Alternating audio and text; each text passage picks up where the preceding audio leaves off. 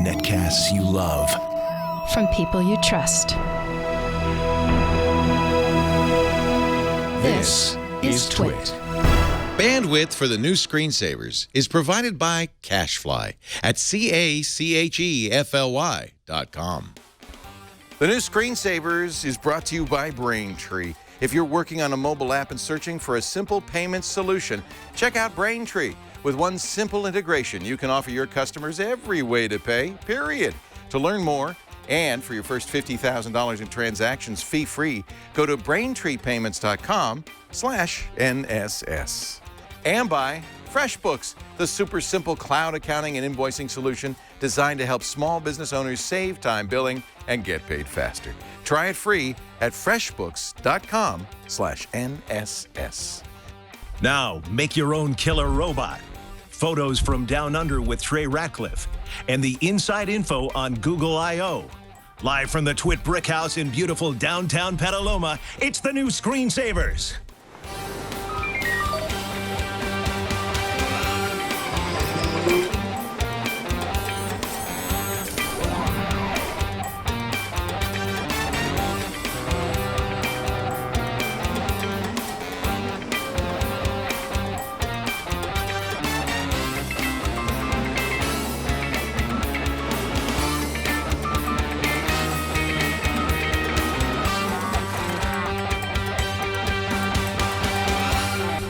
Here we are. Let's get the new screen. Thank you to Jim Cutler, the awesome Jim Cutler, who has been our voiceover guy since way back when, back to the Tech TV days. Mike Elgin is here. It's episode number 5 of the new Screensavers for May 30th, 2015. Hi, Mike. Hi, what's going on, Leo? Well, Nice show you got here. we got a little show going on. We're going to have a lot of fun today, actually. Yeah. This is jam-packed. But I first want to ask you about Google I.O. because that's what you have been doing for the last few days. Yes. Well, it was boring. Nobody jumped out of a blimp, right? Nope. And, you know, there was lots of news, lots of little-ish news, but really important news, too. I think the biggest thing for people who watch this show is the new Google Now, which everybody likes Google Now, but now Google Now is now. It's like really, really awesome. Now, is this going to be the next Android version before we see this? That's right. Android version M, which they did not reveal what the M stands for, is... Although, Yep. at that beginning when they're taking a trip through the Milky Way, Yeah. and they showed all the arms in the Milky Way, and they went through our solar system and back to the planet Earth, I kind of thought maybe this was Aaron Newcomb's thought. It was Milky Way. There was an executive that had a milkshake on his watch. Oh. There was a rumor that it was going to be macadamia nut cookies. They're playing with us, aren't they? They're messing with us. It's going to be another deal. It's going to be Mars Bar or something like that, sponsored but by... Mars owns Milky Way, so it could That's be true. they make a deal with That's true. Mars for Milky Way. I'm pulling for M&Ms. Well, that'd be good too. Because I like rap. Marshmallow. Yeah, Marshmallow's a good one, too. It depends if they make the side deal, you know, like they did with Kit Kat. Exactly. If they can get a little money on the side. I thought that was bogus, actually. I think they shouldn't be making deals with branded I don't think candies. so. They say no money was exchanged. Yeah, right. So you recommended, and I think this was great, that we streamed the ATAP keynote on the second day. Yes. That's the Google's Advanced Technologies Group. That's right. Wow, did we see some interesting stuff. Wasn't that fascinating? Now, just to set the stage here, ATAP is the R&D arm for Motorola. So everybody knows Google bought Motorola and then sold it to Lenovo. Right. What most people missed is that they kept the patents and they kept ATAP, which is a great idea. ATAP is the organization that comes out with the digital tattoos, and they've got all kinds of crazy stuff in the works. And they rolled out some new things, including, I think, one of the most exciting things was a partnership with Levi's to build smart jackets. So they envision and they demonstrated. Jacquard, Project Jacquard. Yeah. So they envision you touch the sleeve of your jacket and it controls your wearable devices, it controls your smartphone, it controls things. I thought maybe I see a day in the future where when we're interacting with our mobile devices, we look like baseball coaches going like this. Right. Right. And that's how you're typing, Well, I was right? doing that, and Padre thought I'd converted, so it's like, it doesn't really work. But there was another really interesting technology they were looking at, which was essentially a kind of really fine-tuned radar for your hand. So they throw this little tiny chip that you can put in a smartwatch or anything, and you just make the smallest, minutest movements with your hands. You can control things. You can control all kinds of really cool things. Scroll through things, select things, just by moving and using natural gestures. It was really cool stuff. We've seen before Leap. In fact, I bought a Leap, which is a thing you put in front of your Macintosh screen, and then you can do Tom Cruise style kind of swiping and stuff. Yeah. This is much better than that. Much better. I mean, you could turn a little knob and you see it on the screen turn. Imagine that in a smartwatch where you can control things just by up here. Instead, you don't touch it, you just, and you could do anything. Like, third-party developers could build any sort of interface, and the best ones are going to be natural. So if you want to go to the next thing, just wave your hand or do something that's a natural movement rather than something you have to learn and memorize. We saw Android Pay, which is really just a rebranding a wallet to match Apple Pay, or no? To a certain extent it is. It's Apple Pay for Android, but two things that are different about it and interesting. So Google Wallet will continue. A lot of people missed that. Okay. And it's going to be a peer-to-peer debit card kind of thing for like paying off like I owe you $100. I can pay you back with Google Wallet. But Android Pay is in the retail store for buying things with or without fingerprint sensors. Everybody thinks it's dependence on fingerprint sensors. It does not. Although Android 5.0 will have an API for fingerprints, I think strong authentication is very important in all this Very stuff. important, but we're looking at a year out before these things start trickling out in a real big way. The other thing that's really important, biggest difference between Apple Pay and Android Pay is that Apple Pay has its secure element where it actually does the tokenization and sends the secret code instead of your credit card number across the wires or whatever.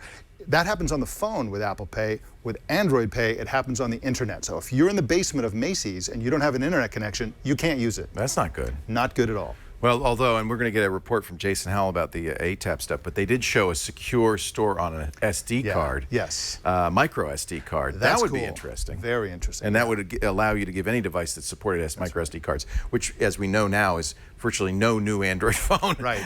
But that would be, I think, an interesting way of implementing it.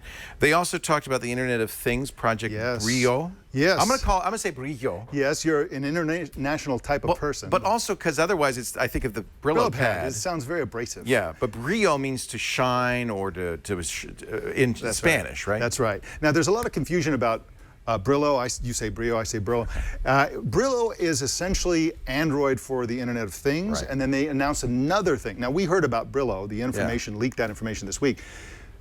Weave is the really interesting part. Weave is essentially the alternative to HomeKit.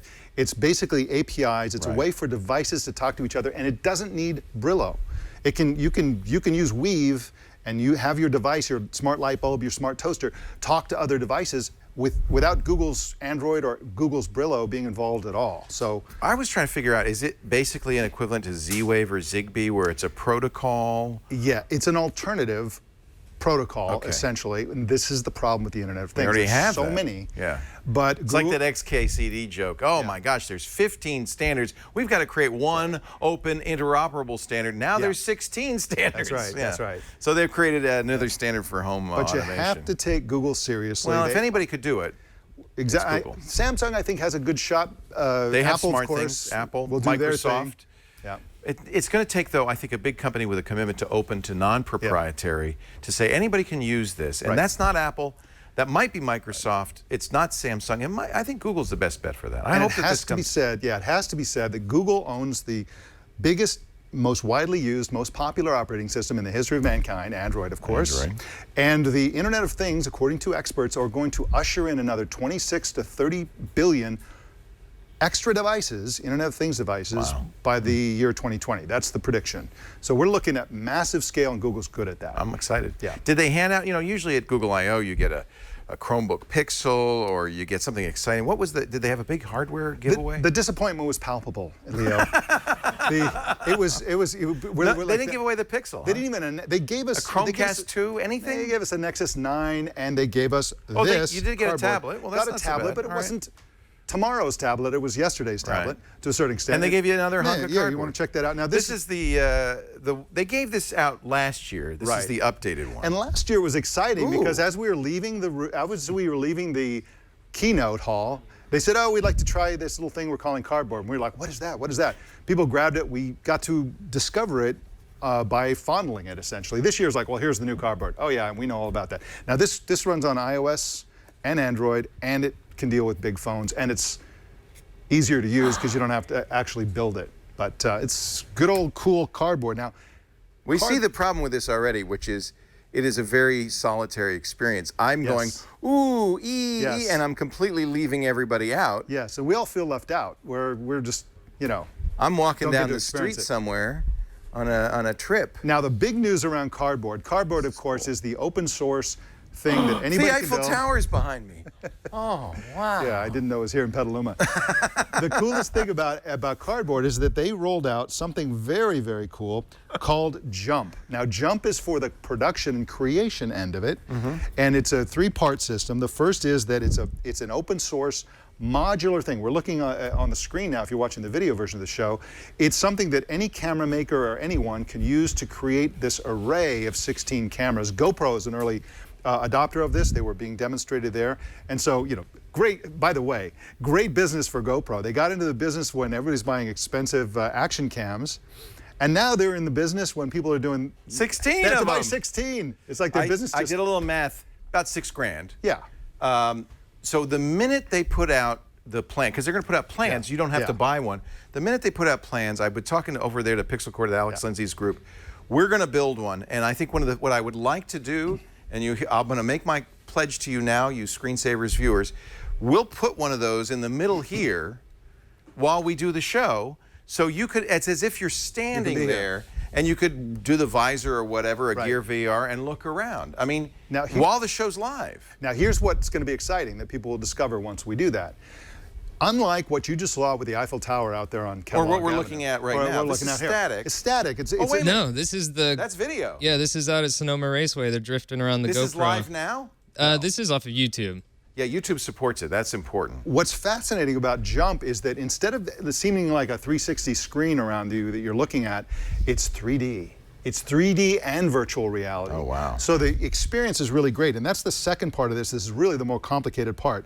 They have something called the Jump Assembler, which does computational photography. You realize that when you're looking at images inside this VR, you're not looking at the photographs or the video. You're looking at photographs and videos that were created by a computer, a big computer. Yeah. Right? It's computational photography because you have multiple cameras looking at the it's same elaborate thing from stitching. different angles. Yeah. And this puts it all together so it looks perfect inside the virtual thing. And that's part of what Jump is. And the other part is that Jump videos will be supported on YouTube. That's exciting. Yeah. I swear, I was talking with the Pixel Corp folks, and they said, what we were thinking is of doing a play. So you could be Yeah. in the middle, and there'd be actors all around you. And now what you need, though, and would you ask the Google, what you need is that as you turn here, you hear the audio there, and maybe the actors behind you kind of hear, but as you turn here, it's louder. I want that, and I want to put it right there in the middle, and I want people, it wouldn't be the way you would primarily watch the show, but if you wanted to, you could be in the show, sitting here. You would, all these wonderful people who came out here, very expensive to come all the way to Petaluma. By the way, I got to thank Wayne, because Wayne brought me my new computer. I'm very excited. Thank you, Wayne, Boston Strong. He brought me this very nice Toshiba T52100. It's very It is portable. portable. You can take it with you, and you know what's great? You don't have to worry about bringing it on the plane, because it has one of these luggage locks. So Wayne did tell me that it's 000, but I could set it to anything I want. Keep people out of this, and you're going to love it because nice clicky keyboard, DOS 4.0. It even that's a good comes one. with WordPerfect 5.1. The future is now. The only thing I'm a little disappointed, we were talking last week about flying toasters. Alex brought me, I'm so excited, my After Dark. Look, he bought it at Babbage's for $30. and then, by the way, shrink wrap, still in the shrink wrap. It won't work on this computer. I'm so Not a- disappointed. No flying toasters. And that's not exactly a new screensaver. You know what I'm saying? No flying toasters. But who needs a screensaver when you've got a beautiful orange and black screen? Thank you, Wayne, for bringing me this. Please don't bring me any more stuff, though, okay? I'm running out of room. What if should I, next time I go somewhere, maybe when I go on our trip, just there we go, flying toasters. Yeah, I got my laptop with me. Go through the TSA with that. An Put that on airplane there. tray table would not be able to hold that. It would crush That's the awesome. structure of it. Are you ready for a help me, Mr. Michael Elgin? No, but let's do it Too anyway. bad. Let's do it. Help me, where we answer real people's tech questions, and on the line with us right now, Anthony from Burbank. Hi, Anthony. Hey, Leo, how's it going? It's going great. Thank you for joining us on the new Screensavers. What do you do Thanks for a having living? me. I'm actually a dedicated technician for a life insurance company here in Glendale. Cool. What can what can we do to help you? Well, I've got a custom PC, but I mean, I want to make it a little more custom. So I found, you can 3D print things here and there, but it's all small scale stuff. Oh. So is there any like service or any kind of piece of hardware I can buy where I can maybe print my own PC case or something larger wouldn't that scale? be cool? Yeah, redefining custom PC. That's a great idea. So, like this Toshiba, I just take the guts out and make my own case. Well, the reason Father Robert just magically appeared here, happy birthday, Father Robert, is he is our really our guru in all things make and so forth, and he's a 3D printer enthusiast. And we thought, well, I don't know much about 3D printing. I've watched a lot of 3D printing, but Bree Pettis is a friend, and I've been watching how his great success with the replicator. But we've come a long way since those days. What is this you brought with you? This is a XYZ printing DaVinci Junior. How much is the DaVinci Junior? This is $349. Oh, cheap. Exactly. So when you're thinking about 3D printers from say MakerBot or from Dremel, you're talking about $1,000 to $5,000 depending on how high quality you want it. Yeah. This is really an entry level. Now, Anthony, one of the things that you said is you want to print larger pieces. He wants big parts, yeah. Big parts. That's always going to be a problem with these 3D printers. This bed, it's not big, but it's not the smallest you can find. It can only print objects that are 5.9 inches cubed. We know they're bigger ones because they use them in design. I mean, Apple has big 3D printers, big enough to print an Apple computer. So we know they make them, but those industrial 3D printers are very expensive. Yeah, you wouldn't buy those. We saw one at CES this year that could print, I think the dimensions were up to 40 feet by 40 feet by 40 feet. You can print a boat. Yeah, you print yourself a shed, basically. But that's hundreds of thousands of dollars. What we've done with these smaller devices... You do bits. We do bits. You do interlocking bits. And like, for example, I've made quadcopters in this printer that are far larger. But you're right, I focus most of my time on making the smaller bits that are going to enhance technology. Now, Anthony, here's the thing. How much do you want to spend?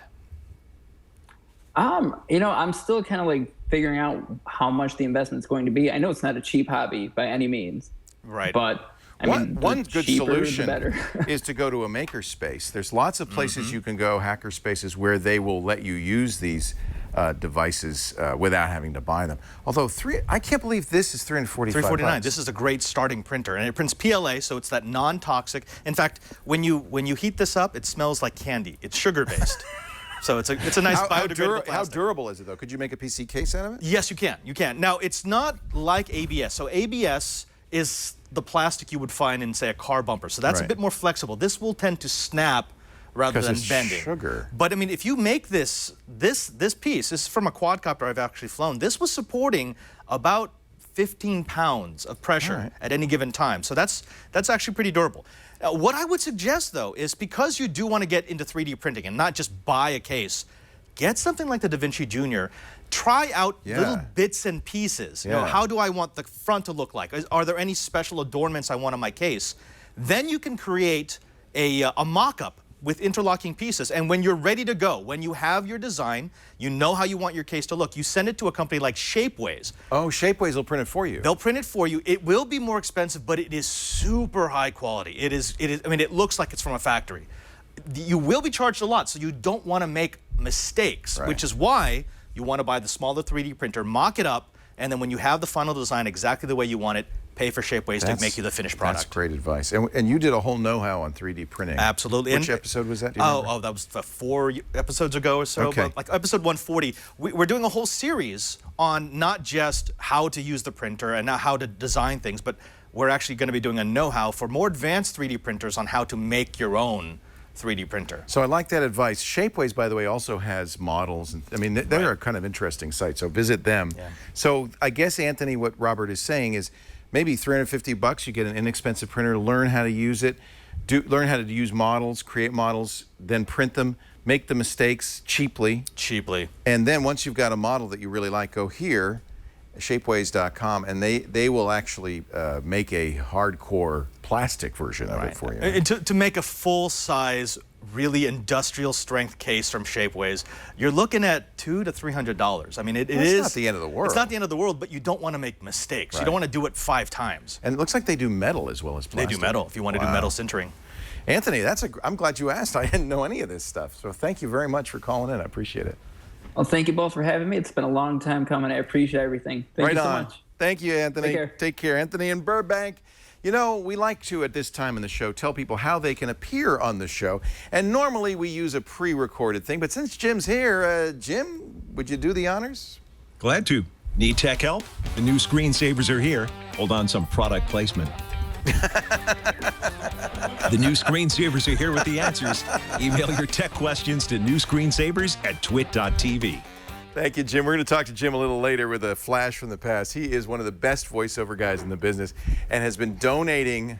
It actually makes me tear up a little bit, donating his time and efforts to Twit since day one. And I'm so grateful and so honored to know him. Our show today brought to you by BraintreePayments.com. This was kind of fun. They sponsor our breaking news. They were sponsoring our coverage of Google I/O. By the way, we have a great Twit special about Google I/O, the keynote, and they sponsored it. And they said to me, now they're going to announce Android Pay, so you can't do the Android Pay ad until after they do the announcement. So they gave me 2 different versions of the ad. After the announcement, we were very happy to say that Braintree Payments not only gives you Apple Pay and Venmo and PayPal and, of course, credit cards, it also now does Android Pay as well, and that is really awesome. If you're a mobile app developer looking to get a payment solution into your app, this is the one Uber uses. This is the one Lyft uses. Airbnb uses it, and Hotel Tonight uses it. Living Social, Munchery. When GitHub wanted to start taking payments, they started with Braintree, and they've scaled amazingly for GitHub, and that's one of the things that's great. Braintree can start from your first dollar to your billionth dollar and scale with you as you grow. I'm going to use a silver car when I go to LA. This is that really cool. It's kind of like Uber for car rentals. Yeah. They use Braintree. In fact, one of the cool things is you have the security when you use it as a customer. I love it. I was just reading that 70% of transactions stop cold at the shopping cart. Like people go right up to the point where they're about to press buy and then they just go away. Cart abandonment. Cart abandonment. You'll solve this problem with Braintree Payments. I want you to try it today. They've got everything you need at BraintreePayments.com/NSS. If you want to know more about the Android Pay integration, it's in beta right now, BraintreePayments.com/Android Pay. And if you would like to sign up, your first $50,000 in transactions will be fee-free. BraintreePayments.com/NSS. We thank them so much for the support of their new screensavers, and we do recommend that as a great solution. BraintreePayments.com/NSS. Jason Howell was also at Google I/O, and he was very interested in some of the kind of blue sky projects. He's got this report on Project Soli and Jacquard. Jason? Hey, what's up? I'm Jason Howell of All About Android, and I'm here at Google I/O 2015. It's been kind of a quiet year. There hasn't been a whole lot of crazy whiz-bang stuff announced here at Google I/O hardware-wise, but Google's experimental ATAP division did have some pretty cool announcements. They're trying to redefine what you think of when you think of the word wearable. First off, Project Soli. It's a miniaturized radar sensor, allows for fine control of devices like small screen wearables with just hand and finger movements. It has impressive accuracy and control. It's essentially what they're doing here is you are the wearable. There's no contact with the screen. The radar detects even the slightest motion movement with your fingers and your hands, and that data is converted into control signals. Super cool stuff. And second, what if your jacket or your sofa someday had electronic components in it that you could interact with? Things like turning on and off the lights or turning up and down the volume on your MP3 player in your phone. Well, you can do that. That's Project Jacquard. It's a conductive textile for clothing that brings electronic sensor grids into the fabric itself. The yarns can be made in any color and of any size, and they're woven into a single tiny processor that can be tucked away inside the clothing, you know, like a pocket or behind a collar. Google even struck a partnership with Levi Strauss to get things going. Both Project Soli and Jacquard have APIs in the works that developers can tap into it and do some really cool stuff with it. I can't wait to see what they come up with. I can't wait to use that to control my Toshiba 5200 laptop. That'll be very. Thank you, Jason Howell, host of All About Android, and one of our Google fans around here. I'm going to put you on the spot though a little later on because I like Android. You seem to have abandoned Android. Well, yeah. We'll talk about why the Googliest guy I know is using an iPhone. But first, you've heard him all through the show so far. Let's say hello to Jim Cutler, ladies and gentlemen. It's time for a blast from the past. Hi, Jim. I was saying you were scraping the bottom of the barrel to have me on as a blast from the past, but it is a great honor. I am not worthy. You used to, you've done voiceover. In fact, the funny thing is you might hear Jim's voice. You hear him, you probably even recognize it. But what you don't know is his range is so broad that you hear him all the time, and you don't know it. He's on HBO, MSNBC, ESPN. You do Jimmy Kimmel, Nick, ABC, CBS, NBC, Fox. And we met when you started doing tech TV back in the day. The coolest thing I do, though, is I'm the guy that goes, netcasts you love. That's all he does, by the way. Yeah. And then we have Laura Sunday goes, from people you trust. And then together, all three of us go, this is Twit. Is Twit. Yeah, it's magic. Yeah, we've been doing that for a long time. I met Leo years ago at the other place, and we've been friends ever since. And so many people want you to succeed, and so many people dig this that, I just decided I'd add my little 2 cents. What I do, I don't take myself very seriously. I do a lot of things, but I'm just a voiceover guy. So I add a little tiny bit to Twit, and it's my pleasure. But yeah, it's like singing a different opera every 15 minutes. I'm doing Nickelodeon. Let me hear your kid voice. Patrick and SpongeBob. Isn't that weird to see an adult do that? I apologize. Comes out of nowhere. But then 15 minutes later, I'm doing, serious news stuff and, MSNBC, and then ESPN 15 minutes later. Again, I'm not curing cancer or fighting in Afghanistan. This is, I don't take myself too seriously. This is just voiceovers, and it's there's a lot of people who do this, and I'm one of them. Well, yeah, I think you're one of the best. No, you do. You hear him on radio all the time. He does KGO and KNBR here in San Francisco. You were just mentioning you're on WBAL in Baltimore. How many different radio stations do you do VO for? A lot, just about every market. Just about every. Yeah, and you're doing that from where you are right now. You do this, you have your home studio, right? Yes. In the old days, Leo, you had to go in. You had to get on the train and go into New York City and do your thing and then come back. And long time ago, ISDN lines, you remember those? Yeah. Yeah, they're still around. We use those now. I talk into a box, and very much like Skype, only it's a little better quality, and it comes out on the other end at the network, and they put it right on the air. Do you have some PA or producer or some pimply faced kid on the other end going, Mr. Cutler, could you do that again? It's a little faster. Yeah, I work with really cool people who know what they want, and then they have you do it in a certain amount of time. So I'm working with 100 different people a day, and there isn't a single person I work for that I don't like. It's a cool business, a lot of smart people. Lilo, if I had a voice like that and did what he did, I would wear a scarf. It was 60 degrees. And I'd insure my larynx. I would I'd be so freaked out. Protect it. Yeah. You need a fez. Thank you. Yes, I do. I do need a fez. You prefer that or the San Francisco Pier 23 hat? Oh, that's good too. You look like a little cowboy kid. That's cute. I like that. Well, voiceover, I would rather not talk about voiceovers because there's not a lot to say about it. You just do it. I'd rather talk photography. Oh, which is I did not know. Other it's so funny because the only other pro voiceover person I know well, Karen Hutton, is also a photographer. It's required. Is that part of the deal? You have to do both. Yes. So here's your website. What is the address of this? It's jimcutlerblog.com. Oh, that's jimcutler.com. Boy, Don't go there. Go to the photo blog, because that is an amazing shot. I love that. Thank you. Tell me a little bit about your Hell's Kitchen in New York City. Yeah, it's gorgeous. We see that in Daredevil every week now. What is That's right. that? That's gorgeous too. That's a tower. That's the Jones Beach Tower. Is that on Long infrared Island. you're doing Yes, there? sir, it is. Yes, very good. So you're pretty serious about this stuff. You have to have a I am. dedicated camera. My wife and I own a photography business that we do what's called industrial photography, where if they're ripping down a terminal at JFK, our company will go out and do all the documentation for the company. So we do. There's a 360. If you go all the way around, you see the lighthouse here on Long Island. neat. There we go. Look at that. I love this stuff. I'm a techie like you are, Mike and Leo. I mean, Tell I me eat what this you stuff shoot up. with. Tell me about your cameras. sure. I use a Nikon D810.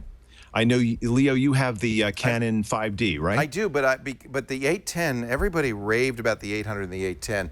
So I actually just recently started shooting with a Sony A7, which is a similar sensor to the. Yep, I'm a follower of Trey Ratcliffe, who is Yep. The king of the Sony. unbelievable and a great guy. I've never met him, but he just seems like an incredibly great guy. Well, And, stick around. He's coming up he got later me in the into show. Sony as well. Oh, Are you really? are you shooting Sonys as well? I am. The 810 I use Nikon stuff for work. Right. And then for travel, I use the Sony A6000. Oh, which yeah. is lightweight as can be. And this Yeah. little lens, which Trey turned me onto by just looking at his stuff every day, is so easy to take around. I mean, it weighs 1/4 of what all the other stuff does. So I highly recommend these little cameras. They're great Yeah. quality. That's why I kind of abandoned the 5D Mark II. It wasn't the image quality. I loved it, and I spent much money on lenses for it and everything. But it was just so heavy. And oh, look at that. These are that's beautiful. That's the Eiffel Tower. Yeah. Yeah, that's gorgeous.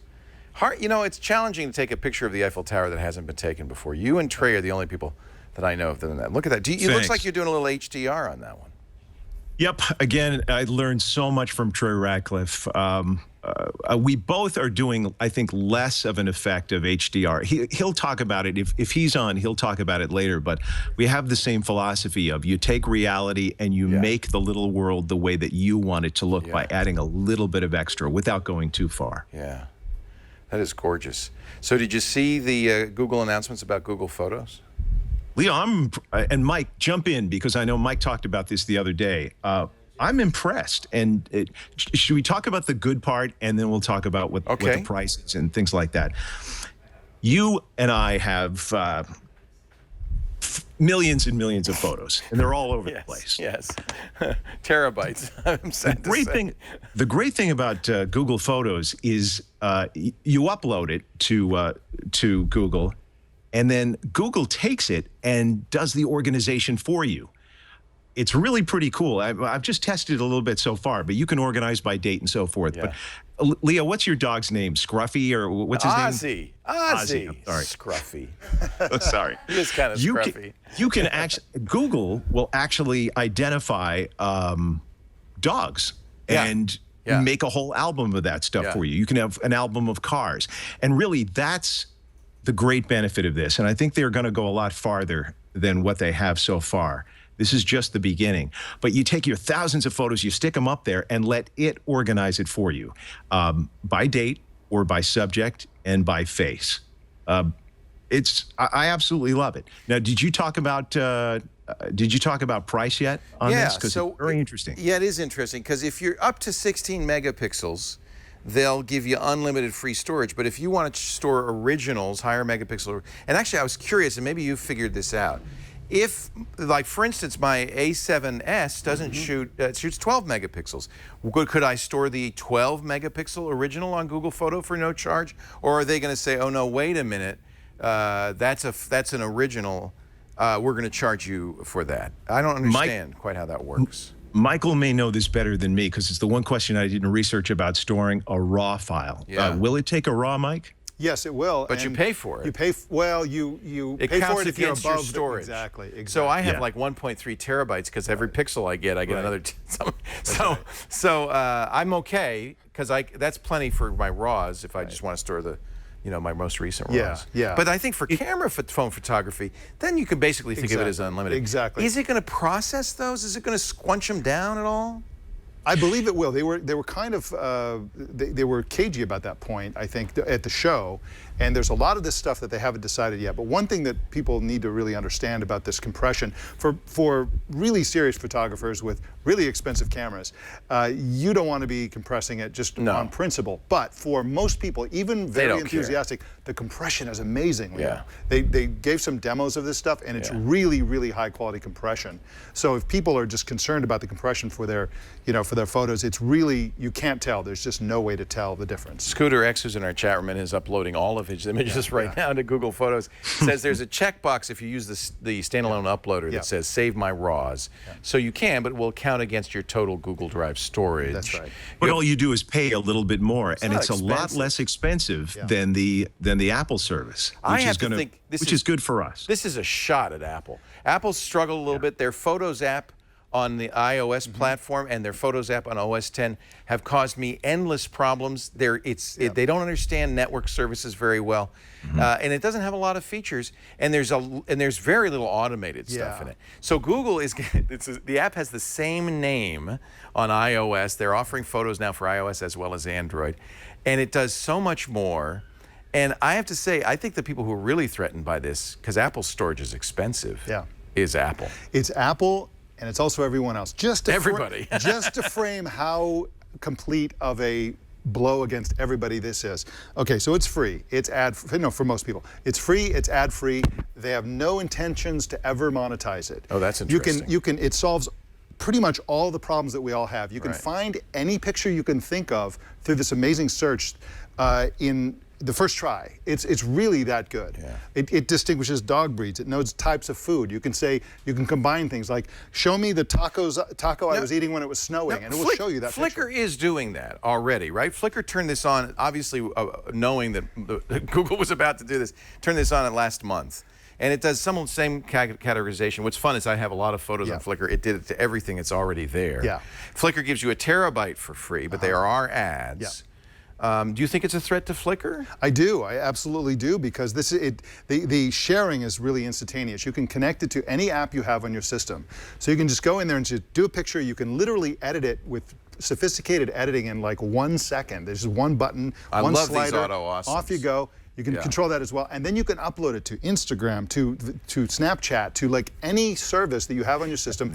Immediately. That's one big change, and this is what people who use Google Plus are worried about this. Basically, what Google has done is extract this capability, add to it, taken away from Google Plus, and they're going to make it so that you can share to, in the past it was just Google Plus, now to share to everybody. That's right. Is this going to hurt Google Plus? I don't know. I don't think so. The way Google looks at this is they have streams, sharing, and photos. That's actually the name of their division is streams, photos, and sharing is actually the correct order. And so the streams are unaffected. You can use this with Google Plus like you could before. I don't think it's going to affect Google Plus at all. And I don't think anybody who wants people to be forced to use Google Plus should be listened to.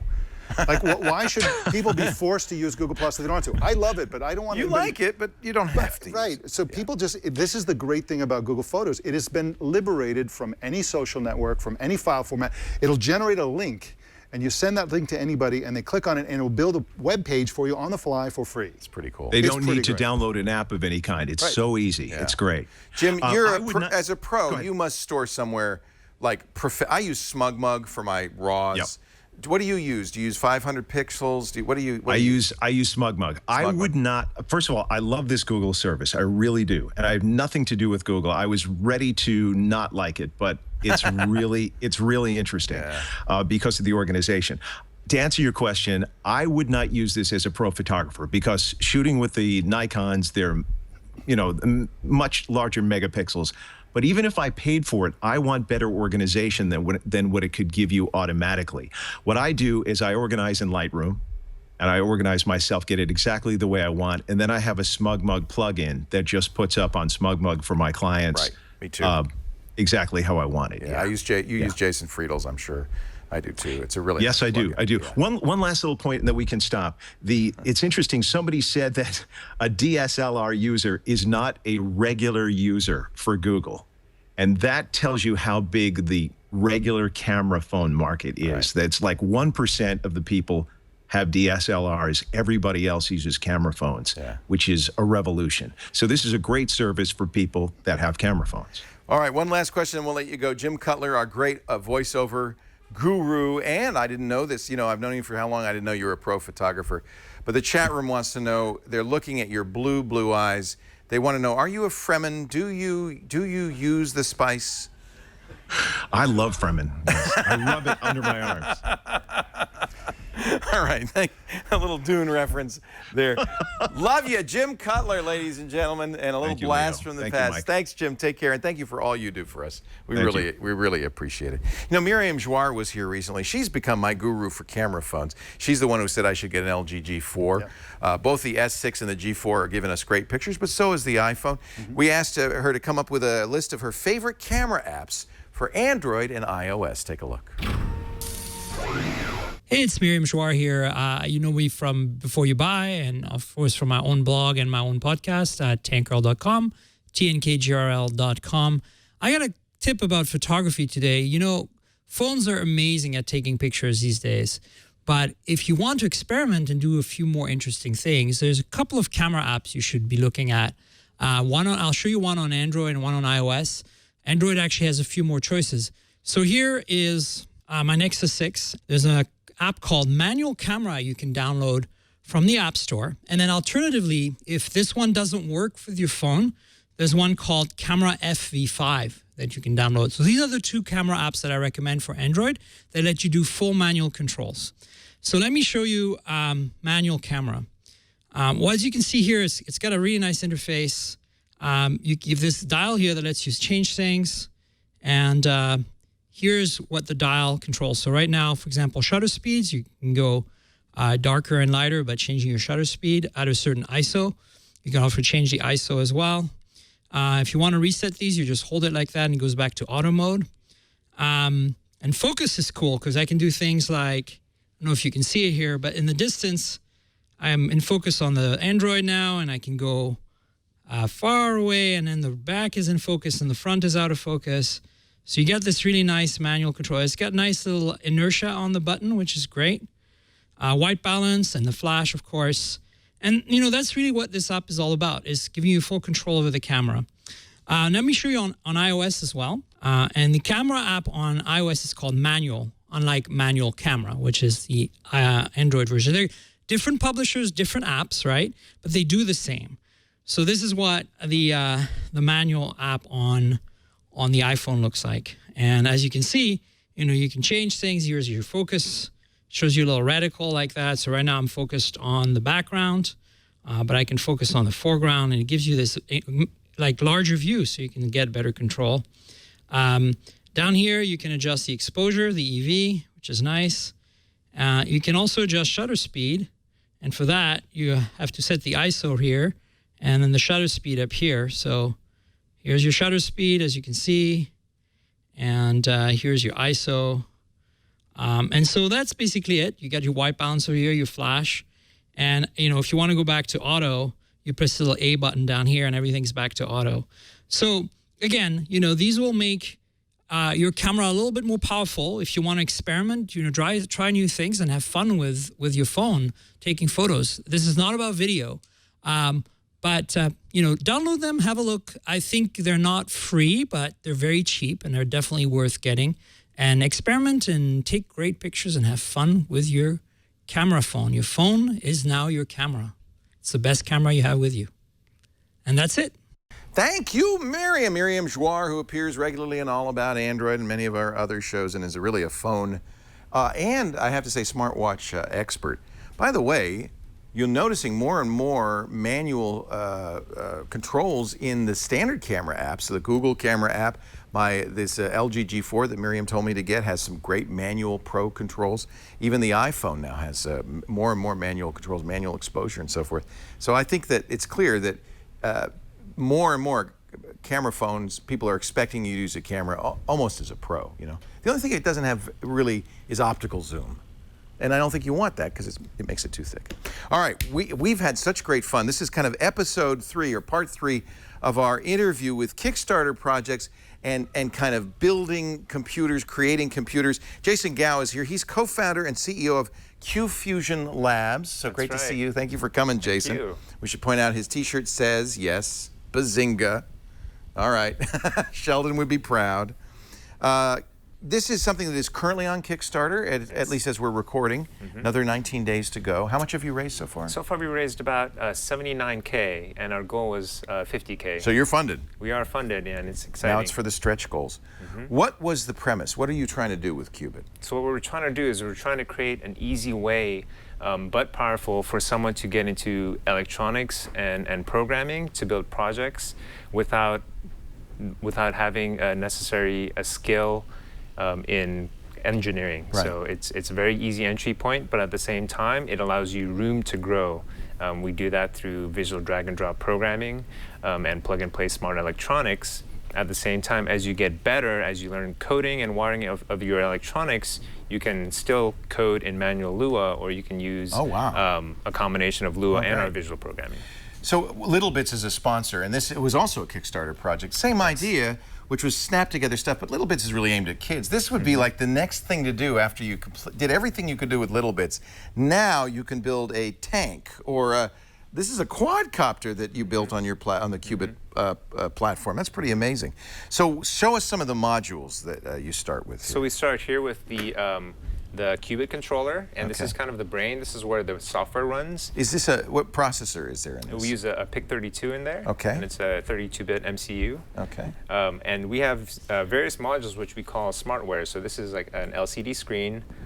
We have servo modules. We have about 24 now that we're offering on our Kickstarter. They're all sorts of cool stuff. There's a little, what is that, a propeller? That's a servo. That's a servo motor for driving things. Yeah. I see. You would connect that to something. And there's switches and and now there's no soldering involved, right? All of this is plug and play kind of? Correct. So there's no soldering involved, but at the same time, we just reached our 75K stretch goal a couple of days ago, and that we just released the GPIO smartware for that stretch goal. So now users have the ability to wire in their specific electronic components and tie in solder to their specific circuits. So if you are sophisticated enough to have additional stuff that you've custom designed, you can integrate Qubit into it. Exactly. Yeah. Exactly. The thing that I thought was absolutely unique, by the way, what is that? Is that are we going to shoot somebody with that thing? Yeah. So what is that? That is a robotic Nerf gun. Yeah. 2 modes right now. You can manually control it because the Qubit controller comes with built-in Bluetooth, so you have remote control out of the box. Oh, that's neat. So with your smartphone, you can control, or using this. Yeah. This is, you're looking at now. This is Windows, or no? Yeah, Windows software. This is the Qubit software, and this, to me, this is your secret sauce, because I love the modules. I love the variety. That's it. Let me just... So you've interfaced it up. Now you're going to load in the program you wrote. So the program is actually already on the Qubit controller. I'm just bringing it up because what we have here is our virtual controls. So you write this on the computer and then load it into the Qubit software. Exactly. Or Qubit exactly. hardware. And at the same time, you have real-time connection, so you can manipulate the parameters during runtime, so which is what we're about That's to do. That's nice. Okay, great. All right. So I see two modules there: rotate gun, which is it's working, and fire gun. Okay. Those are just Nerf. They couldn't. How much damage? Let me go I'll go this direction. Okay. So this starts with the firing sequence. Oh my God! It's fully automatic, ladies and gentlemen. That's cool. Yeah, this is on remote control and it has 2 motion sensors, so we have the ability to put it on remote sensor. So obviously the Qubit stuff doesn't include Nerf guns. It includes how does it include a trigger puller? What is? We use 2 servos on this particular That's the servos. Nerf gun. Okay. Yeah. And your PIC chip has to do the communication. Yes. Okay. Yes. Wow, that is pretty slick. Can you show us some more software here? Absolutely. So let me. Could I make an autonomous Nerf gun that would search and destroy Karsten Bondy when he came into the room? Could I make something like that?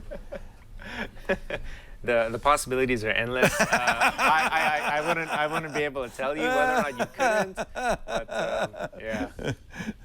This tank is kind of cool. Tell me a little bit about this. This is really neat. So this tank, we used a metal platform so we can kind of go off-road. And right now it just has a simple program. We used a MeARM, which has taken a little bit of a toll. We took it to Maker Faire, so for 3 days, it was being run around by kids. And you can grab things in the little arms here like that. That's awesome.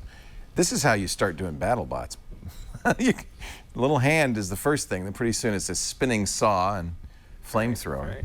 All right. Wow, look at that program. This is complicated. Yeah, so there are a few things going on here. We have virtual buttons for all of the movements. For example, forward here is a virtual button that triggers both servos inside, continuous servos inside the tank to move in the same direction. And you can see over here, this virtual button is rotating to the right. So you have one servo going in one direction, another servo going the other direction. I can show you exactly how that works. Whoa! A smart kid could do this, but it's kind of something maybe you start with maybe a middle schooler or a high schooler and up, right? Yes, yeah. So far, we've 10 and up has been 10 and playing up, with the okay. Cubit.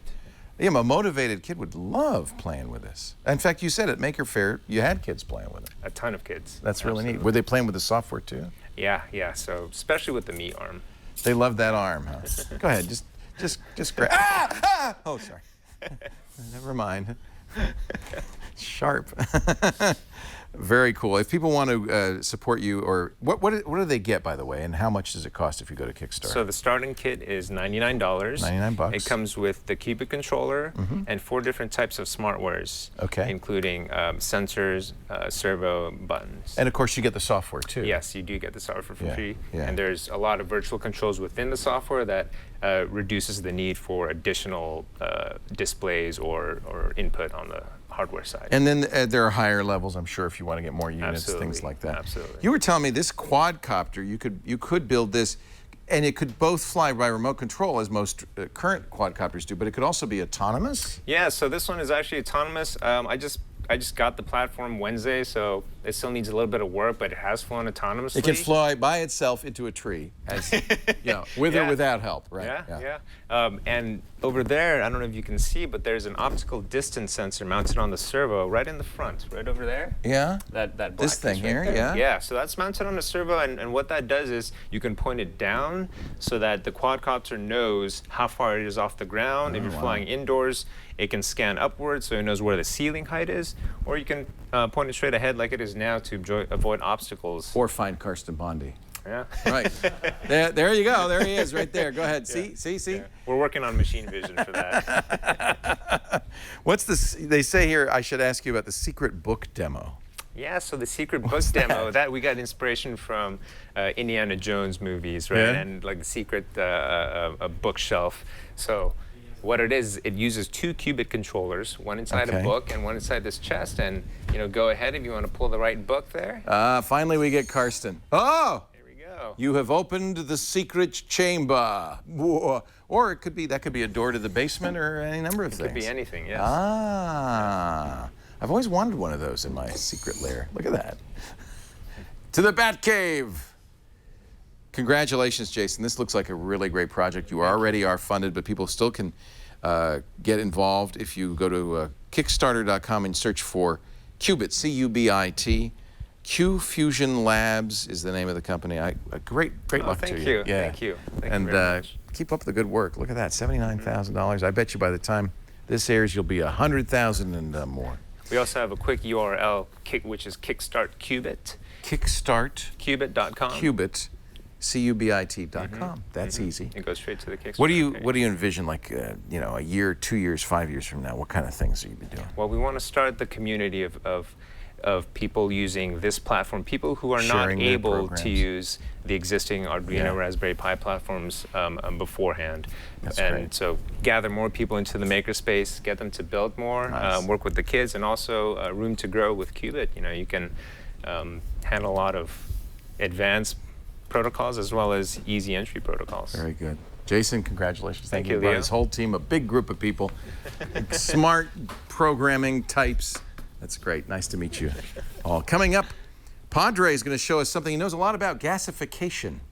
But and it's his birthday too, right? That's nice. But first, a word from FreshBooks, our sponsor. I tell you, I love FreshBooks. FreshBooks saved my life when I was going to Canada 1 week a month, and I had to invoice Rogers, and I had to do it in Canadian dollars, and I had to expense my airfare, my hotel, my meals. It was complicated. It got to the point where, come to the end of the month, I'd actually dread firing up Excel and Word and figuring out what I was going to invoice, print out the invoice, mail it to them, that sometimes I just didn't even do it. I'd 3 months would go by, and finally I'd get around to invoicing him. Amber MacArthur told me about FreshBooks. It was a young Toronto startup at the time. I used it, and it changed my life. You'll change your life, too. Now here we are, a decade later, 5 million people use FreshBooks to create invoices, to get paid faster. You know, one of the things that makes FreshBooks work so well is when you send that invoice to the client via email, there's a pay button right on there, and they can use standard online payment services, all of them, so that you will get paid faster, on average 5 days faster. And it just takes you about a minute to make an invoice instead of hours of slogging. One of the reasons is the FreshBooks app on iOS and Android. You could take pictures of receipts, get them right into the invoice with your camera phone. You can manage them there. If you bill for hours, they've got a little timer. It makes it very simple to keep track of billable hours on the go. And all of that gets sucked right up into the FreshBooks invoice. If you ever need help, they are really nice, personable people. The FreshBooks supports rock stars. They're still in Toronto, still doing a great job. They're there to help you. It handles all the different currencies, makes it easy to get paid. And by the way, if you ever have a client that's slow pay, it'll handle that too with automatic reminders. Getting started, so simple. It's free to try right now for 30 days. If you are doing invoices by hand, you've got to go to freshbooks.com/NSS. Actually, if you're using a competing platform, try it too. This is so beautiful, so simple, you'll love it. All we ask is you mention NSS in the How Did You Hear About Us section. 30 days free today, freshbooks.com/NSS. And we thank them so much for supporting the new Screensavers. What is gasification? Father Robert tells all. I know here at TWiT we have talked a lot about alternative energy, but there is one that we haven't really talked about, and that is the use of gasification. I'm here with Richard, who's going to explain what gasification is. It's an old technology. Basically, we're superheating a hydrocarbon, and we're processing the smoke into a clean gas, a combustible gas that will run a standard engine with a generator connected to it. So today, we are running a 20 kilowatt generator on walnut shells. This is one of these technologies that has been around for a very, very long time, but it fell out of favor because, well, gasification has always been very inconvenient. You need a lot of material that can provide hydrocarbons. You need heat to be able to heat those hydrocarbons out of the material, and then you need some way to filter it into an engine. What have you done here to turn it into an all-in-one solution? This is a integrated machine that processes the hydrocarbon through the gasification process, the filtering it, cleaning it, and providing a clean fuel source for the internal combustion engine. This is marketing for places where they're paying an extortionate amount of money for diesel. We're replacing diesel generators in the developing worlds where they have a lot of biomass that's available and no diesel. Now, if they wanted to find out more about gasification, about what you do for developing countries, where can they go? allpowerlabs.com. I'm Father Robert Ballecer, and the future might be gas. I know the past was gas, that's for sure. Thank you, Robert, at Maker Faire. You know, people have been asking, what are these mats? We had one over here. We have these mats here. We use them all the time. And it was just a fan who came by one day from a company called MakerMat, MakerMat.com. They make mats in a lot of different, designs and stuff. And he made us some beautiful TWiT ones. It's really nice. We've been using these. You're really shattering all my delusions. I thought they were giant mouse pads. Well, actually, they are. They even smell a little bit like mouse pads. You want to air them out on the back stoop before you use them too much. There it is, MakerMat.com. And I don't know what the TWiT mat costs. They're not cheap, maybe $50, $60, something like that. Are you ready for? Oh, look at that! Academic Blueprint, just $30. Well, there you go. Are you ready for another call? Let's take it. It's time for Help Me Part 2. And on the line right now is Burton. Hello, Burton. Hello, Leo. How are you? I'm great. Where are you calling us from? I am down here in Tucson, Arizona. That's nice. You're on the balcony. Are you about to do the love scene from Romeo and Juliet, or? No, I'm actually on the ground floor. It's getting really hot down here. About 106 tomorrow, I think. God. So I think everybody tries to stay inside and do our love scenes indoors. A good idea, I might add. Always. What can I do for you? What can we do for you today? Yeah, so I had a question about the new Android Wear OS update that was announced, and I think it's actually out in the wild by now. Because up until now, all of these wearable devices, be it the Apple Watch or like the Moto 360, have required to be tethered by Bluetooth to a mobile device that you have on your person or within range. And it sounds like with this new OS update that there's a possibility that some Android devices, Android watches, will be able to function on their own, just if they're connected to Wi-Fi, without being on, via Bluetooth. And I was wondering if that's true. It isn't. Oh, sorry. I know, you got your hopes up. Yeah, so far, that's great. smartwatches, there's only one that I know of that's a Samsung watch that can operate it on its own. It has its own phone number and everything. This is, by the way, this is the LG Urbane. LG has updated all of its watches, the Gear Watch and the original Android Wear Watch, to work with Android 5.1. And you got the Wi-Fi part right. In fact, I can go to settings and I can show you. But it's not exactly what you think. Let me slide this over. This is, by the way, one thing that's new in Android Wear 5.1. When you slide it over, you get a list of applications that you can run. Slide it one more time, and you get a list of contacts. You can't call them. You can set up a call, but you have to pick up your phone to do it. But let me show you a little bit about the Wi-Fi setup. It does support Wi-Fi, and if the hardware in your watch can support Wi-Fi, you can use it. But it doesn't work quite what you thought. What it really means is we're going to connect to the Wi-Fi in here, right? We're connected now to Twit Production, and it's going to use that to talk to the phone. So what that means is much like the Apple Watch, the phone can be anywhere that's connected to this network, and I'll be able to communicate with it. I'll be able to send data back and forth. And Mike, you were explaining to me, it's more than just within this network. This does have internet connectivity as well. This is one of the subtle differences and things that are better about Android Wear over the Apple Watch. You can be on a different Wi-Fi network with Android Wear. Apple Watch requires the same network. But if I can... As long as my phone is on the internet. Exactly. And the watch is on the internet. They don't have to be the same Wi-Fi, and so I'll get notifications and that kind of thing. And what that means is that what he's trying to do, you can actually kind of sort of do, because what happens is you leave your phone at home and on your home Wi-Fi. Yeah. Then you go to work and you're on your work's Wi-Fi. Yeah. And your phone becomes a cloud server, essentially, for your watch. So you're without your phone, you're running around doing stuff.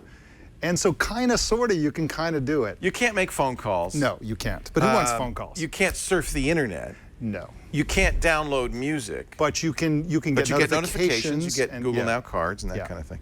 There's another thing they showed, and one of the things, I think this is another one that Android Wear beats Apple. This is the ambient display, or the always-on display.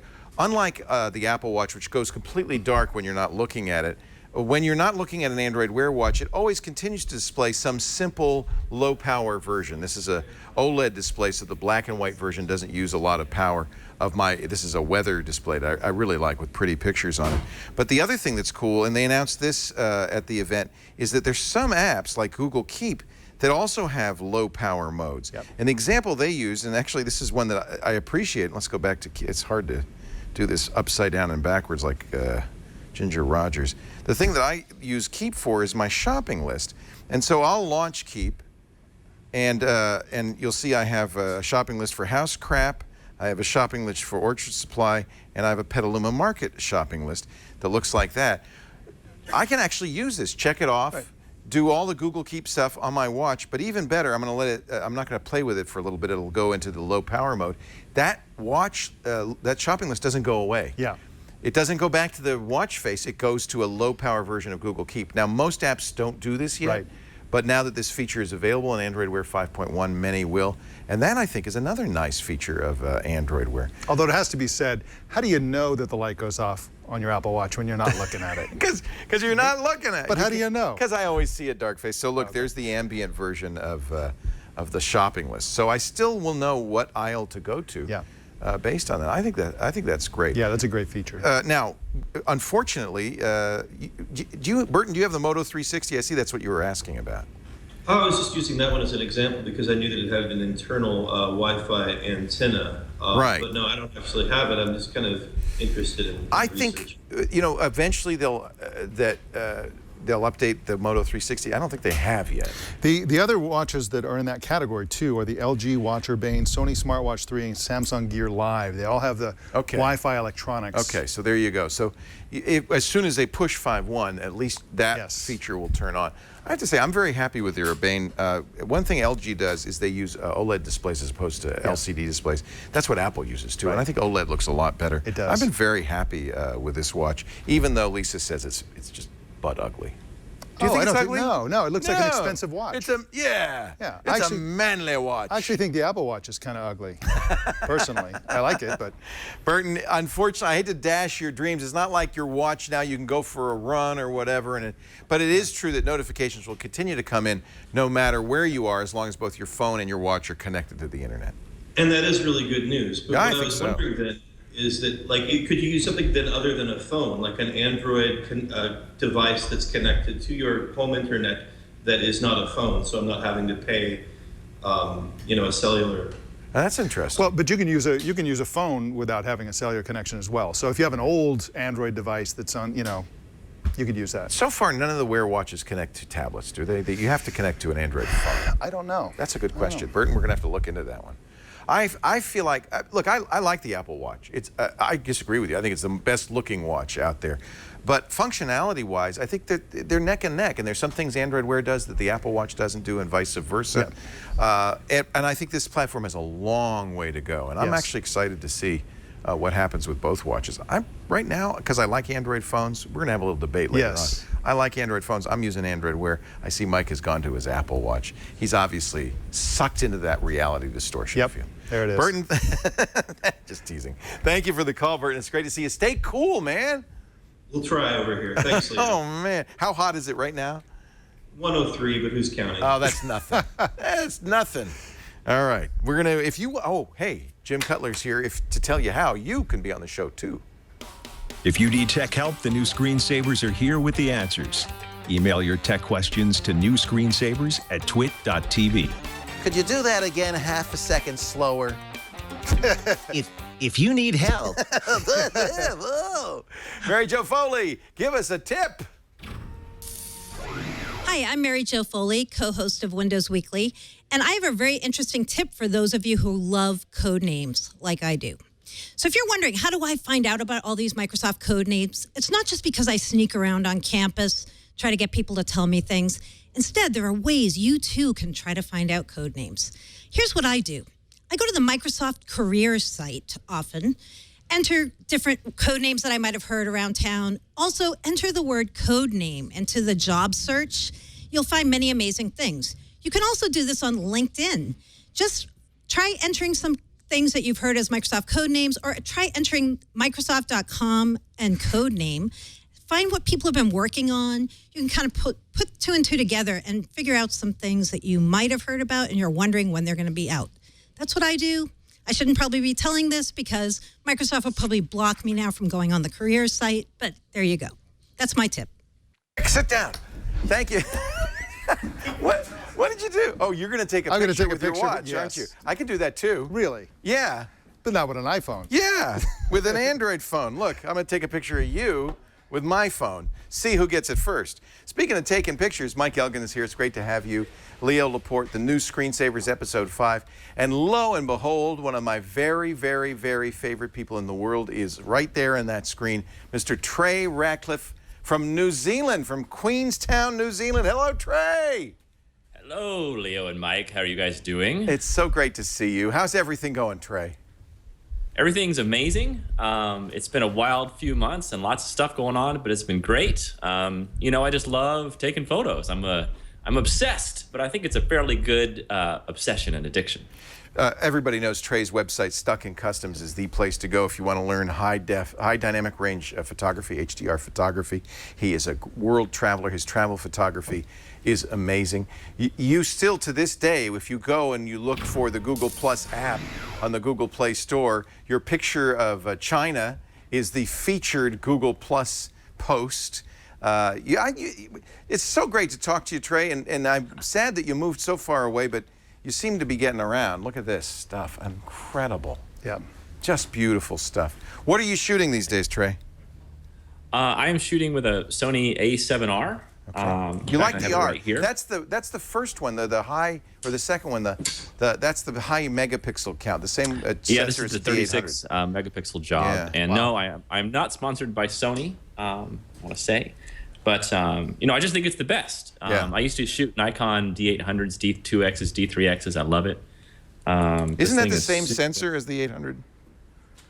It does. Sony makes the big sensors for the Nikon. Yeah. And you know, when they're actually vertically integrated inside, they can do a lot more with the electronics, and it's just great. Sweet Sony.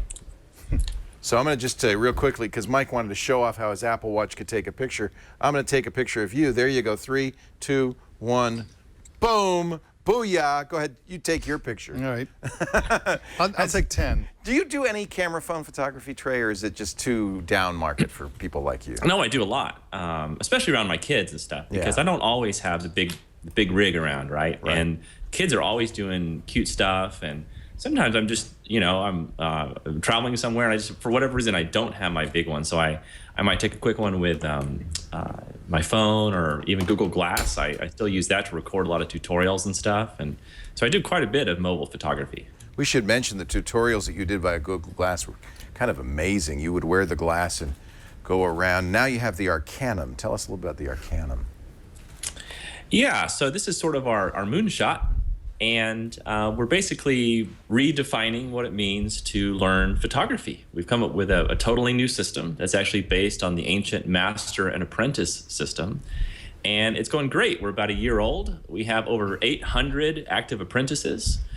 And so we have masters and apprentices. The masters come in and they get to choose like about 20 apprentices, and they kind of level up in sort of this Harry Potter type school. You have quests, you get critiques. It's the big difference between this and other ways to learn is this is extremely personal.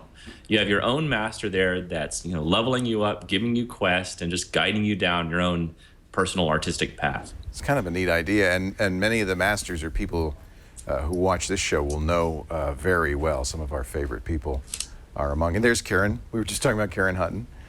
She's one of the masters. The great Kate Hutt. Rick Salmon, Jeremy Cowart.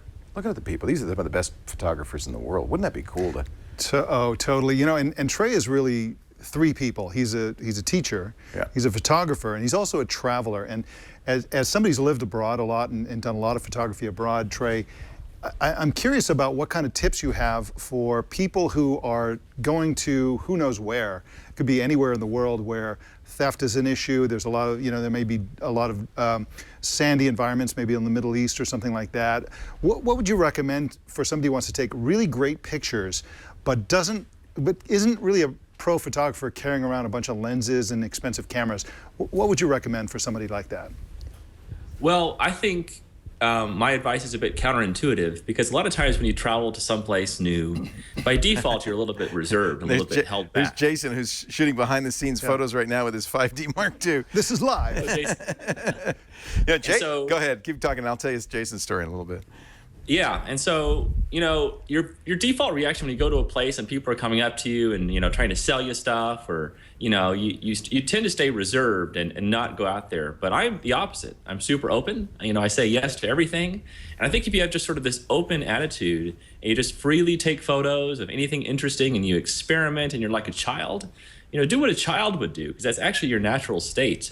Grown-ups are quite held back sometimes, and they can't fully express themselves. So if you're childlike and open, this kind of creativity will also show in your photography. That's great advice. It's not always easy, though. Didn't you lose? You got your cameras were stolen. I did. It got swiped in Germany. I was not too long ago, about 3 months ago. I was on a train from Cologne to Dusseldorf, and some disaffected Utes got a hold of my bag on a train. This is a widespread, because another one of our hosts, same thing happened. You put the bag under the seat, right? Yeah, and usually I'm really smart about it. Usually I put my foot through it, or I got distracted. I was looking out the window taking another photo with my other camera, and I didn't really get upset about it. There's no reason to get upset about it. You know, it's just stuff, and I consider it like a tax on good karma. You know, everything's back to good now. You know, you're such a Buddha. I can't. He is Trey. This is the way Trey is. One of the sweetest. You're Buddha-like, absolutely, in this, and I would be livid. You replaced was it all your Sony gear? What was it? It was Sony gear and a lot of Leica gear. I put a lot of Leica lenses now on my system, but it's actually an excuse to go shopping. You know, have a shopping day. I've got in touch with my female side, just had a little shop fest. What's that there? This is the Leica 90mm f2, and then this is the little adapter on there that lets you attach it to the Sony. Whose adapter do you recommend? Because there's different adapters. I have a super hot tip. So what I did is I thought, well, you know, it's just a piece of metal, right? Yeah. Why is it $150? It doesn't make any sense. Yeah. And so they have cheaper ones on B&H and Amazon that are like $14. So I got 2 of them and I tested them. And it's, you know, there's no electronics because it's still a manual lens. Right. It's just literally a piece of metal. Yeah. And so I got the cheaper one, and whenever I put the cheaper one on any of my Leica lenses, I can't focus on infinity, which is shocking. So anyway, it pays to get the $100. I thought your tip was going to be, don't get the fancy one. You don't need it. Do get the fancy one. You got to get the fancy one. If you want to focus to infinity. I got a Voigtlander for my my Leica lens on my Sony. By the way, that is a great combination. A Leica lens. You have to manually focus, but I get the feeling that Trey, you don't mind that. You take your time with the photo. I do take my time with the photo, and you'd be shocked how quickly you can focus manually with this focus peaking. It's incredibly sharp, incredibly fast. If people don't know what focus peaking is, it's something you can do with a mirrorless camera. And the electronics in there are looking at the edges. It's doing edge detection. And so it's almost like Call of Duty. Your subject gets outlined in green or red or whatever. And as soon as you see them turn red, you know they're in focus and just shoot away. It's easy. Actually, I was fighting this for the longest time, but the Sony makes it so easy. It also has a magnification feature, so you can zoom in, double time magnification, do the peaking, and you're going to actually have better focus than any automatic focus. Look at that! That is a bamboo forest. Where is that? That's in Kyoto, Japan. That is lovely. What's your favorite place to take pictures? Well, probably Burning Man. This will be my 6th year to go there, and it's great for all kinds of experimentation, but especially photography experimentation. You get great images from Burning Man. Some of the best images I've ever seen. But now, is it all HDR? Is that all you do these days, or? No, not at all, really. Maybe only about 60 or 70% of my work is HDR, and really it's sort of a fluid, variable gray thing. Call it 50 Shades of Trey. And the way it works is I do make a very strong, extreme HDR on drugs image, okay? But then I also have the original RAW file that I adjust in Lightroom and I make look pretty, okay? Then I have 2 different interpretations of a scene and I layer them and I pull together different parts of the photo that I think make sense. And in that way, the photo becomes a totally unique creation. So it's always a hybrid, is what you're saying. Yeah, but not HDR, not tone mapping. You use Photoshop to mix and match with the various images. And you can see light is everything for you. The way you use light, where you observe light, the way you record it is spectacular. I mean, that really, look at that. And I can see why you like Burning Man, because the light is so amazing.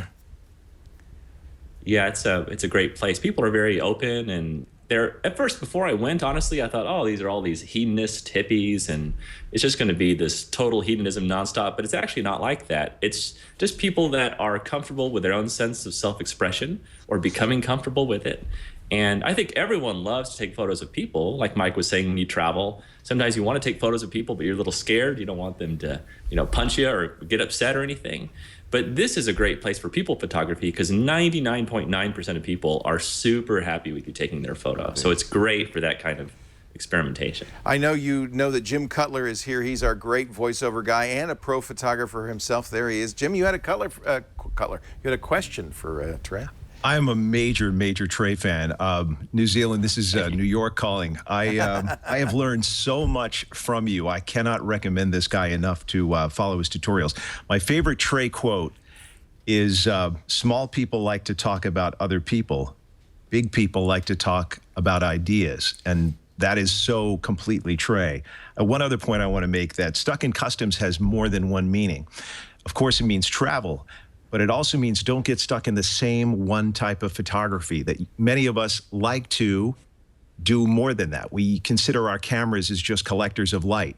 And then what you do with that in processing and in the fun is what it's all about. And that's another thing I got from Trey. My question is that a long time ago you mentioned that you thought that Google was going to offer a service eventually where you'd upload photos and Google would process it. I thought maybe that was coming in the Google Apps photo. Is that still coming, Trey? Is that something you see? Well, first, let me thank you for saying those really sweet things. That's super kind of you. I appreciate you very much for that. Very much. So what I think is actually going to happen with Google is, I'm a big Google fanboy, and I think the new Photos thing is super sweet. I'm not worried about the RAW support because, I think really professionals keep RAWs locally so you can work on them, and you have a few backups locally. That's not that difficult. Eventually, it'd be nice to mirror those in the cloud, but until then, it's not the end of the world. But everything else Google Photos is doing is amazing, and I have full faith that machine learning and machine categorization will be way better than my own categorization in the meantime in this hybrid world. But what I do think Google is going to do next, this is my hot sports opinion, is that if you look at Instagram, they claim to have 300 million users. Well, there's over 1 billion Androids out there, and everyone is taking photos. So there's more than twice as many people not on Instagram as there are on Instagram. And they're all uploading their photos to Google. Now, all those, 6, 7, 800 million people, they all have friends, they all have their own social networks, so on and so forth. So even now, Instagram right now looks to be the king. If they do some kind of streaming and sharing of your photos with those other 800 million people, I mean, that could be super disruptive, and that could come, next year or something. This is just a guess. I have no inside scoop, but they ought to do it. How do you use Instagram? I put my stuff everywhere. I don't have anyone else handle my social media. I have a really cool app on my Mac, actually, and I can just right-click on a photo, a JPEG, and I can send it to Instagram. So it's in the Mac App Store. I think it costs like $1 or something. And so I upload a lot of stuff to Instagram, probably 3 or 4 photos a day. Engagement is fantastic over there.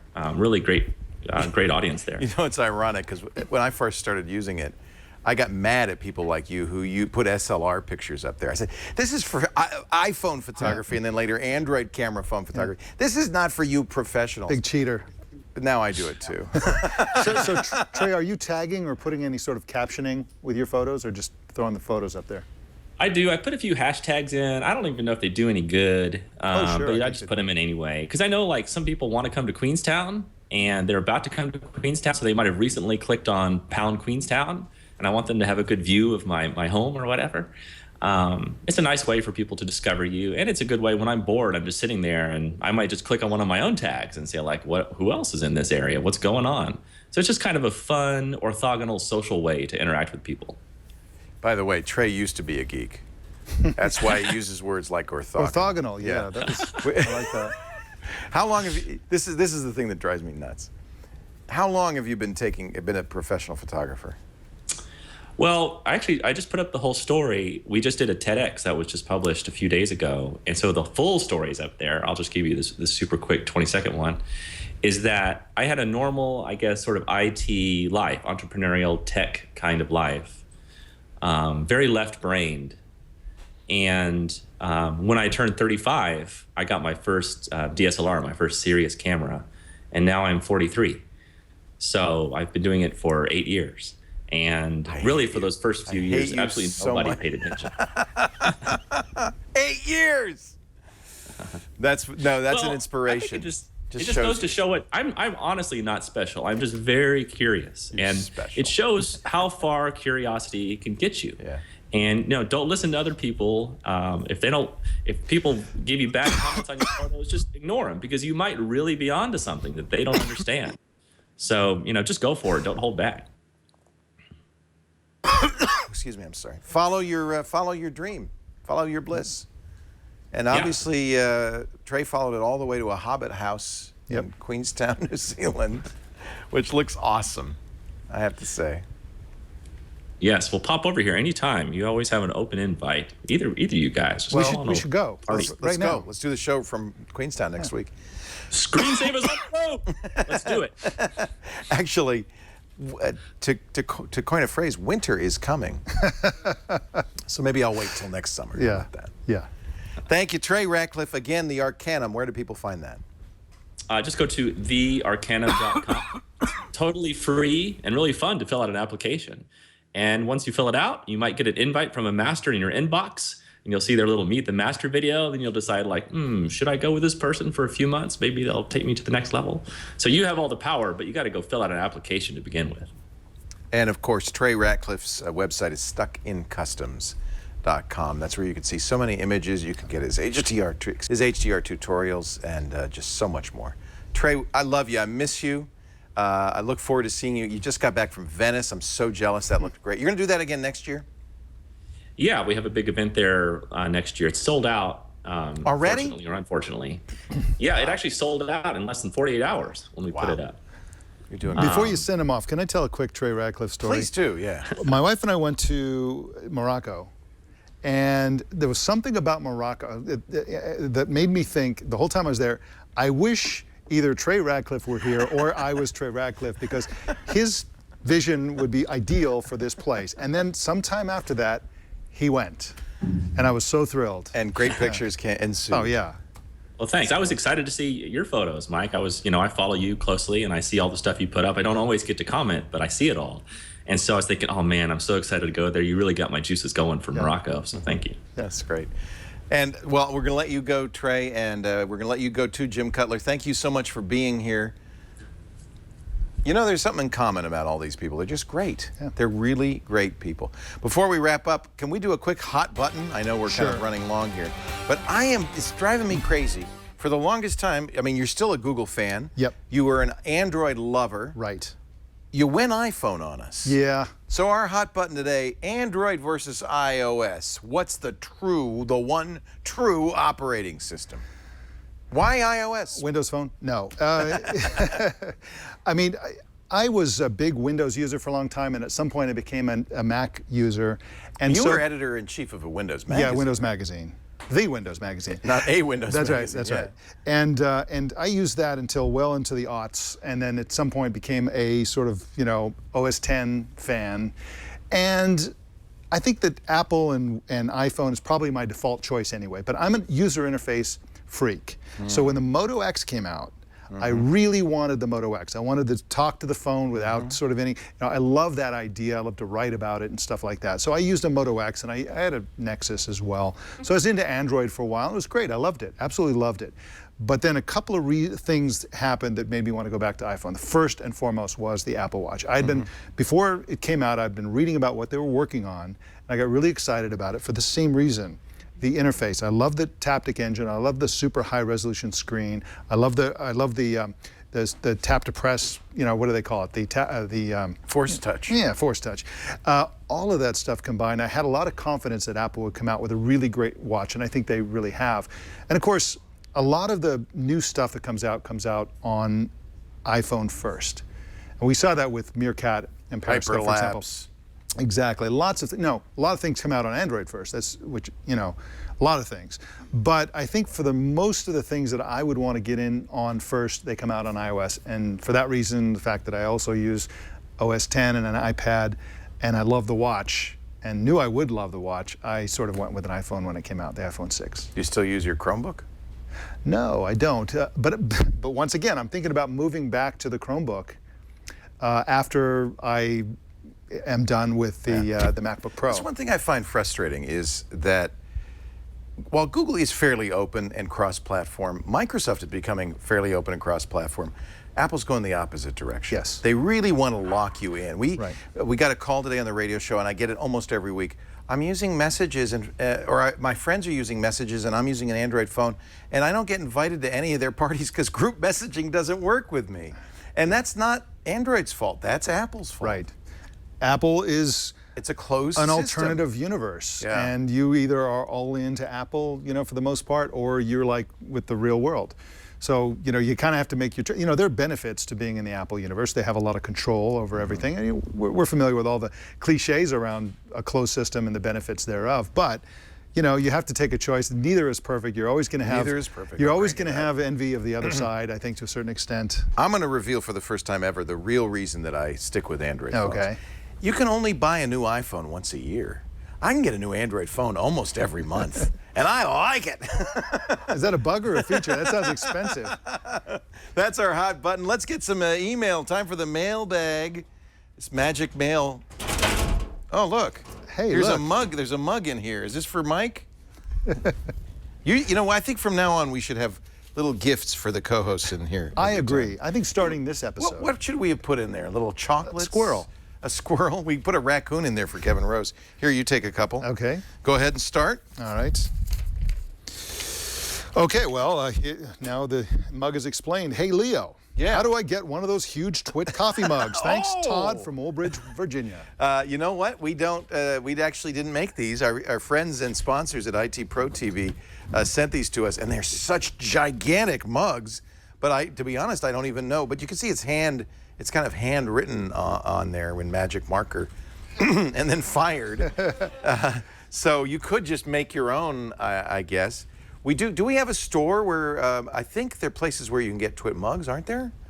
Anyway, it's a one-off or two-off. Todd, give me a call. Or call make me an offer. Call IT Pro TV. I'll send you one for the right price, right off of Leo's desk. Here's one for you. As a person who can't afford or would rather wait for version 2 or 3 of the Apple Watch, is the Pebble Steel or the new one, the Pebble Time, a good alternative? And this comes from Jay, who's from Sydney, Australia. We're going to do a review of the Pebble Time. Miriam Jouar, who used to work at Pebble, will get one. They just started shipping this week. Right. She'll have that for us soon, next month. Yeah. What do you think? I think the answer is yes. It's a great watch. I think, you know, some of the Android Wear watches are fantastic. The Apple Watch is fantastic. And the Pebble is up there with them. You just have to choose your features, which you like, which things you want, which you don't. Isn't Pebble a little limited on iOS because Apple won't give them access to all the same things? Right? Absolutely. I mean, you can get notifications, some of the standard things, and there's many things you can't do. Right. But, you know, there's another thing you can do. You can go for a week without recharging the thing. That's a big advantage. And the screen is great. It looks fantastic. Yeah. It's a great watch for people who want the things that it can do that no other watch can do. It's just a matter of personal preference. Time just started shipping this week to Pebble, to Kickstarter backers. You'll start getting yours in the next few weeks. And I think that you can go online and do a pre-order, I think, later in June if you want. And we'll have our review with Miriam next week. Yep. Last question, I think you have it. Okay, all right. Let's see. Well, that's the coffee mug one. Okay, hey, Leo. I listen to most of the shows on the Twit network, and I don't think I've heard this question before.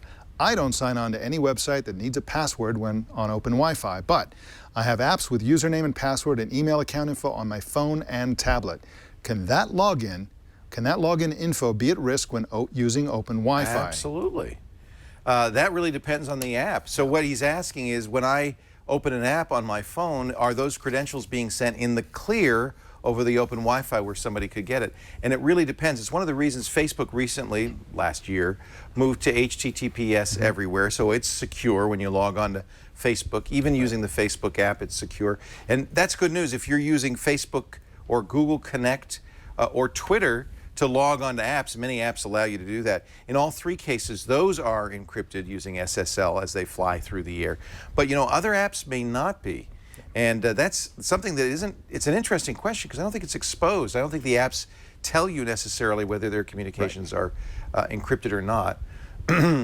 So I think we're going to have to look into that and maybe make a list. Yeah. Or something like that. Right. You know, because that is a big issue. I think all you can do is just do all the standard security things, insist on HTTPS websites, use two-factor authentication on wherever you can. You know, a lot of times you can't.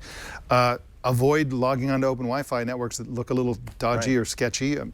Beyond that, you can't have perfect security. But many apps do use Google, Facebook, and Twitter Connect, and those systems will protect you. So do use those. You know, sometimes you have a choice between setting up your own account or using those. I would use those. I know I don't want to give information to these guys, but there is that advantage, and I think that kind of security is really a very good idea. The good news is Google is pushing hard to put HTTPS everywhere. They have already said that we're going to give you a better ranking if you're an HTTPS site. I think the writing's on the wall that soon the entire web will be encrypted. I interviewed the father of the internet, Vint Cerf, last year, and I asked him, was there any mistake you made in the design of TCP/IP, the protocol of the internet? He said, is there anything you'd do differently today? And he said, yes, there is one thing I would do differently. I would encrypt. I would build encryption into TCP/IP. We didn't at the time because good encryption wasn't widely available. It was computationally intensive, and the computers of those days couldn't do it. And really, we didn't really think of it, he said. It was a great interview with Vint Cerf for Triangulation from April of last year. Episode 148 if you want to listen to it again. Google's making, I think, a concerted effort to change all that. In fact, I'm proud to say our new website, twit.tv, will be fully encrypted end-to-end with SSL, thanks to our friends at DigiCert who provided us with the wildcard cert. And it's the only website you're ever going to need. That's all you Let's need. be honest. That's all you need. Mike Elgin, we really appreciate it. It's nice to see you on a weekend in Great to see casual you attire. too. Yes. You can catch Mike every Monday through Friday, 10 a.m. Pacific. That's 1 p.m. Eastern Time, 1700 UTC for TNT, or Daily Dose of Tech News every Monday through Friday. And we are having a good time on TNT. Must watch. Yeah. Boy, you get the best people on there and the conversations. And I want to apologize because I took the helm on Thursday before Google I/O, and I'm afraid it was a little bit short. It was awesome. I watched the whole, I sat there in the Google I/O auditorium waiting for that to start. I saw the whole show. It was great. Didn't take long. Here's the good news. Very little bandwidth involved. It gave me a great appreciation for how hard you work. We want to thank all the folks in our live studio audience. We've got viewers from all over the world. We've got a viewer who does his own podcast, Linux AU, an Australian podcast about Linux. If you want to join us in studio, we love having you. Wave, there he is. See, Linux IU, there you go. System IU. I'm sorry, System AU. Yeah. It is a Linux podcast. It is. And you have to speak Australian to understand. Oh, what that's he's talking true. about. It is in a foreign language. Okay.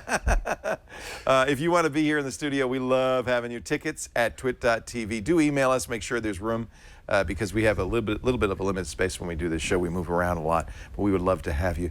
And of course, we do it every Saturday afternoon right after the Tech Guy show. It varies, but it's around about 3 p.m. Pacific, 6 p.m. Eastern Time, 2200 UTC if you want to stop by and watch.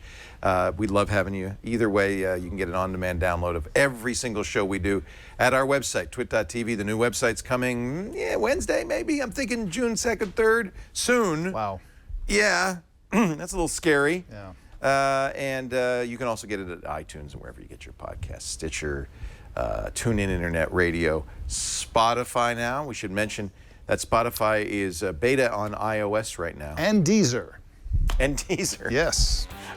Don't forget to get it on Deezer. Thank you, everybody. We'll see you next time on the new Screensavers. Bye-bye.